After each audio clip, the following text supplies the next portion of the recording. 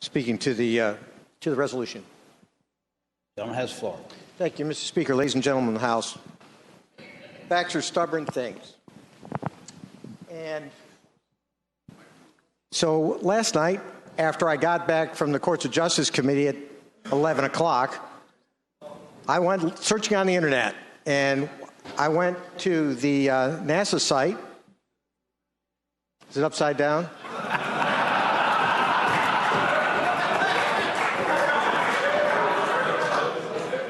See, I really do have your attention now.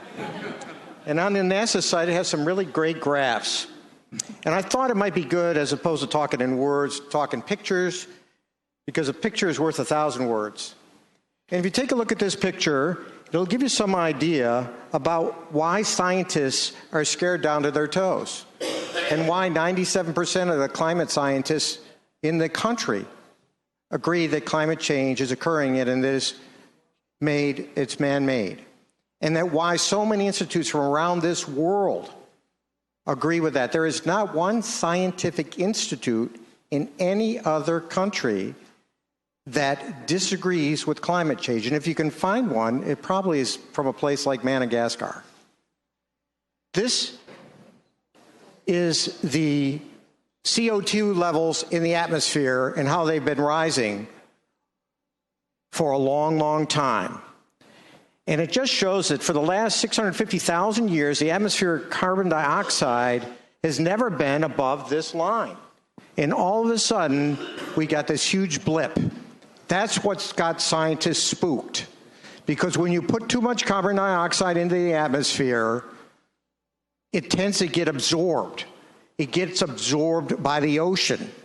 And it has two effects. One, it raises the water temperature, which creates all kinds of possibility for climate disruption.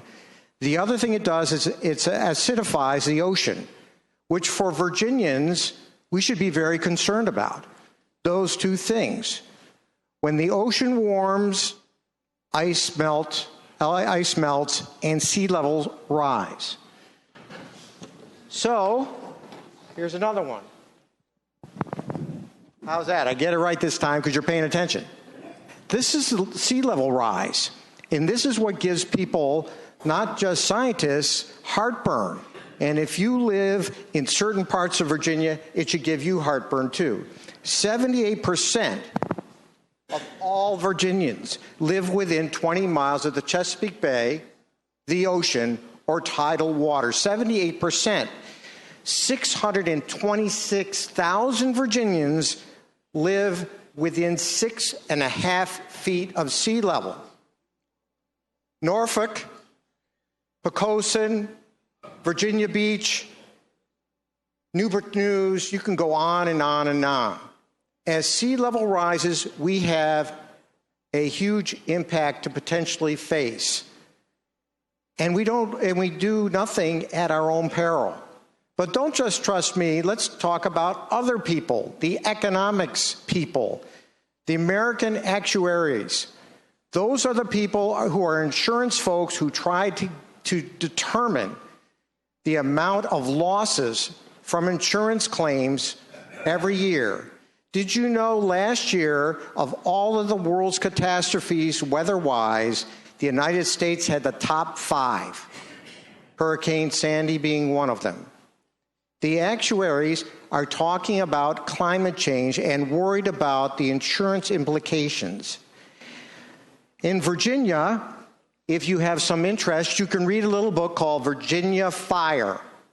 It's written by a scientist named Stephen Nash, and he goes through the implications of a foot sea level rise for Virginians, whether it's man-made or not. A foot sea level rise for Virginians could inundate 40 square miles of what is now dry land. So if you all live near the coast, you ought to be concerned about that. It will cost billions of dollars. We all ought to be concerned about that.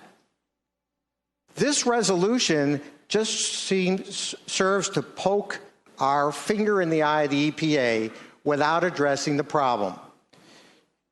If we don't put together a climate change plan in Virginia. The feds are going to do it, and we may not like the result. So, ladies and gentlemen, I hope that you will vote against the resolution and try to work on our own plan that some folks in here have been trying to do and get it done so we can protect future generations from sea level rise and the impacts of climate disruption. Thank you. Shall the resolution be agreed to?